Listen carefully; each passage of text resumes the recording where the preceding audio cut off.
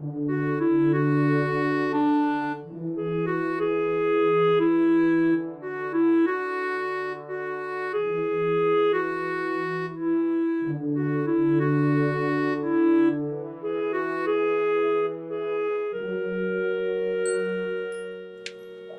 left Dax, whom she hated, and approached a garden gated, which was open while she waited by an ogre tall and mean.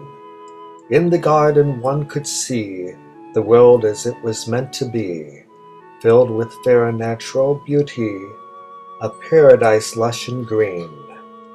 Places of such tranquility, so enchanting and serene, hardly ever have been seen.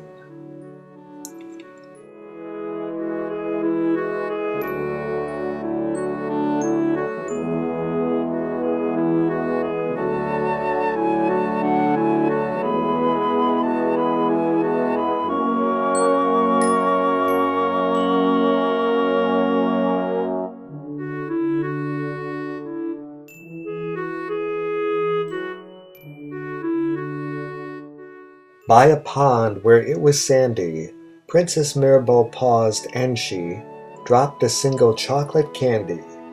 Exposed to the sun's warm, bright glow, the chocolate melted from the heat.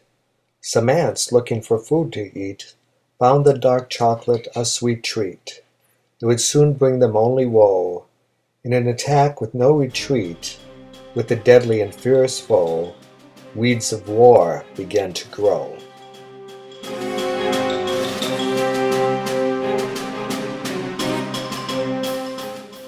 An army of ants did attack, an army of ants that were black.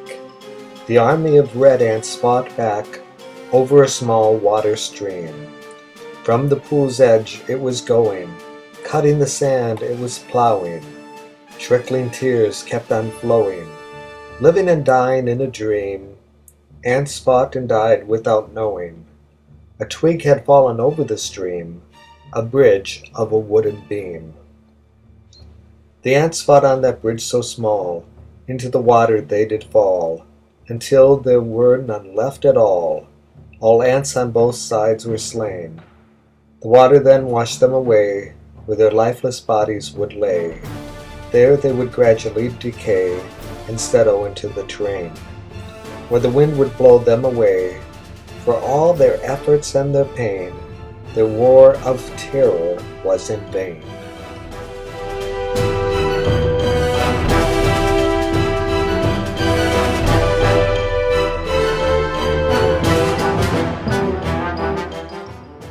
Mirabel approached the clean, cool, sparkling, peaceful, and pleasant pool, using a small pail for a tool, and with a sharp single stick that she held firmly in her hand, she made a castle out of sand. Beside the castle she did stand, and then destroyed it with a kick. A swift force it could not withstand. Its rise and fall was very quick. Her action made one feel sick. A goldfish washed up at her feet, to die and dry in the sun's heat. Its little heart would cease to beat. It had washed upon the land. She seemed repelled and did not stay. With disgust she did walk away. Its scales glittered on that bright day. The sun was golden and grand. Mirabel came back and did stay. She then removed it from the sand, returning it with her hand.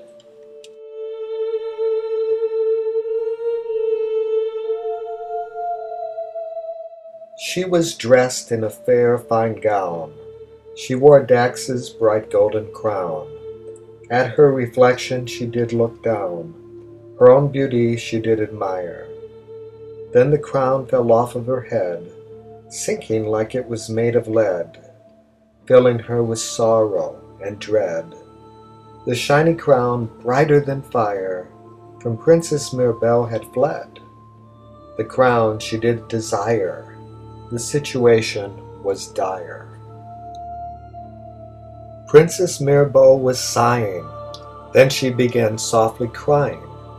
Her tear-filled eyes needed drying. Her eyes continued to leak. Into the water crystal clear dropped each dazzling sunlit tear, making ripples both far and near. The outlook now looked quite bleak. Princess Mirabel froze with fear when her reflection did speak. What is it that you do seek?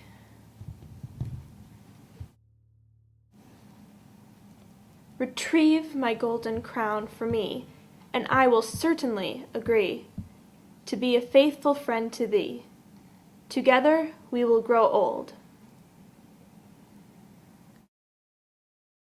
Mirabel said, as she did weep. Her reflection then dived down deep, deeper than the deepest soft sleep, returning with the crown of gold. Golden crowns can be hard to keep. Stolen crowns are hard to hold. It is slippery and cold. Thank you, Said the princess with glee.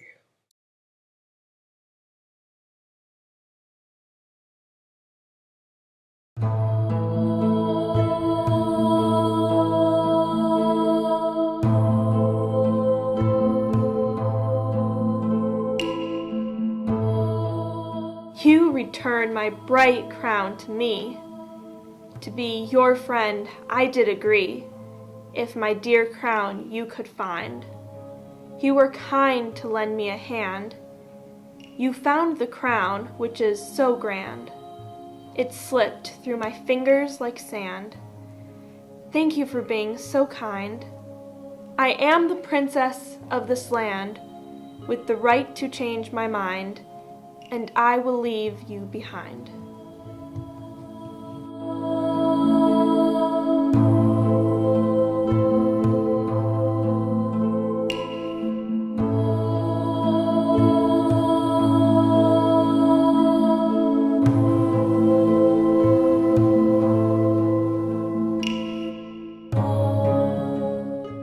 Meanwhile, back at the garden gate, Dax did arrive to meet his fate. For an early grave, he was late. Dax was knocked down to the ground, brought so low by an oafish hand. Dax then did attempt to stand upon the green and fertile land, seeking the love he thought he found, and wishing to win her fair hand. He had looked anxiously around, following her footsteps on the ground.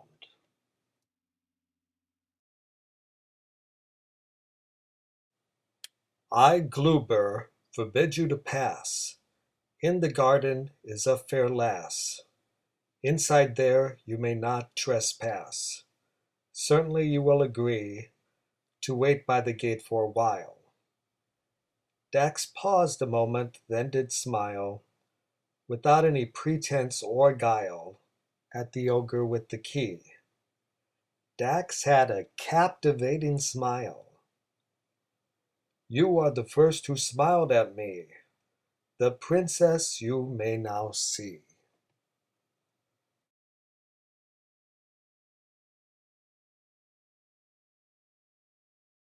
Dax could no longer stand to wait. He surely did not hesitate to walk through the now unlocked gate. Her face wore a look of surprise.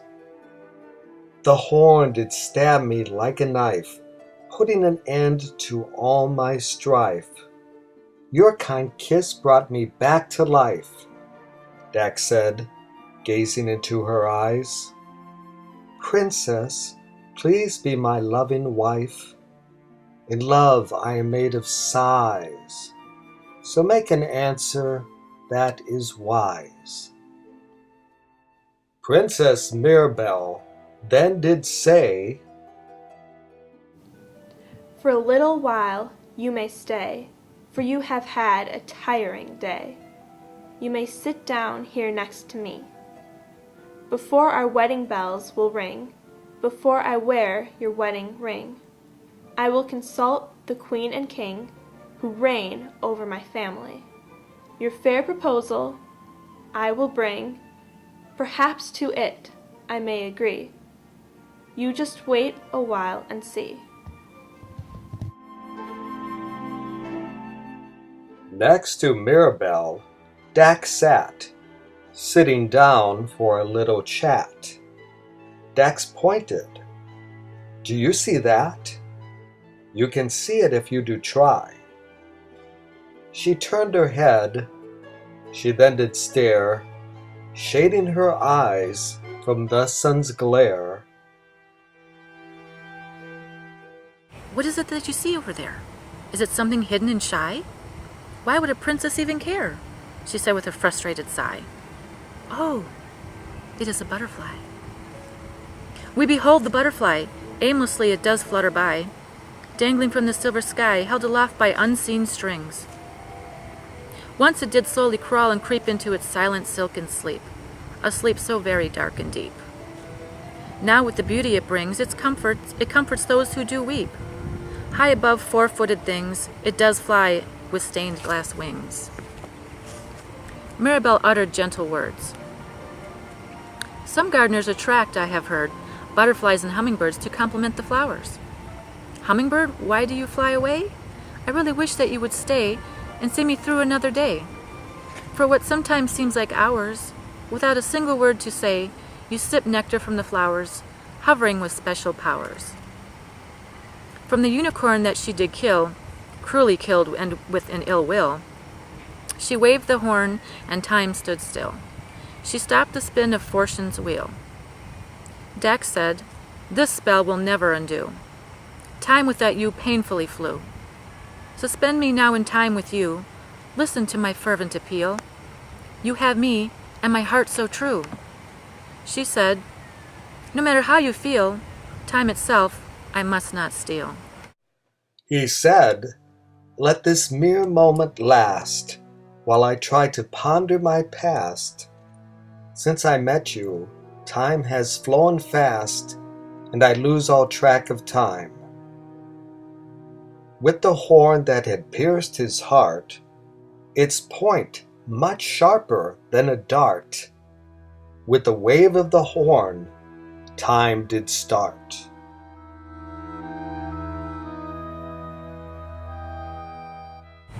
An unwound clock cannot chime, she said, and quite soon we will part.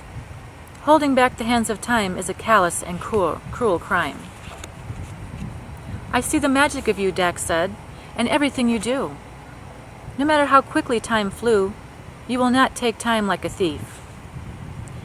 You would not dare to grab the prize right before your enchanting eyes. The magic was a great surprise. Could it be beyond belief? How I happily realize that I can say goodbye to grief with a soft sigh of relief? In this thriving garden there grows fragrant flowers to please each nose, as well as a perfect red rose. O rose, dear queen of flowers, a symbol of true love, in a fresh flower bed you grew, covered with a blanket of dew. Your beauty has strange powers that somehow makes the old seem new. I could stare at you for hours, ignoring the other flowers. Closer to her Dax then did move. My love is like a snow-white dove, fluttering and flying above my eager, open outstretched hand. Very much to my regret, I do reach for it, and yet, my precious and peaceful pet somehow never does seem to land.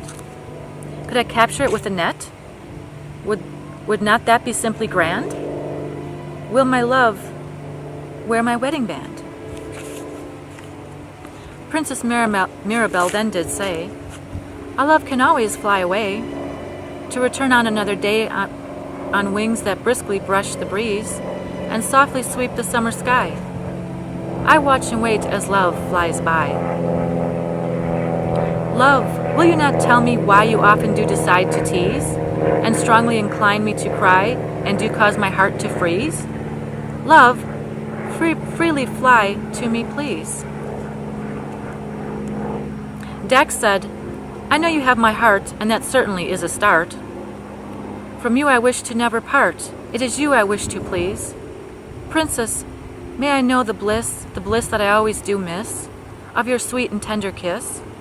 Perhaps fate itself then did tease. For moments before they did kiss, a cry was carried upon a breeze. Someone save me! Help me, please! Mirabel said, Now do not flee. Ignore that pitiful plea. Agree to stay with me right here.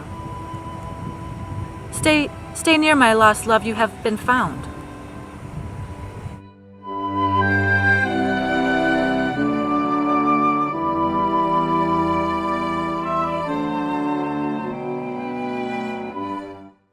He listened to what she did say.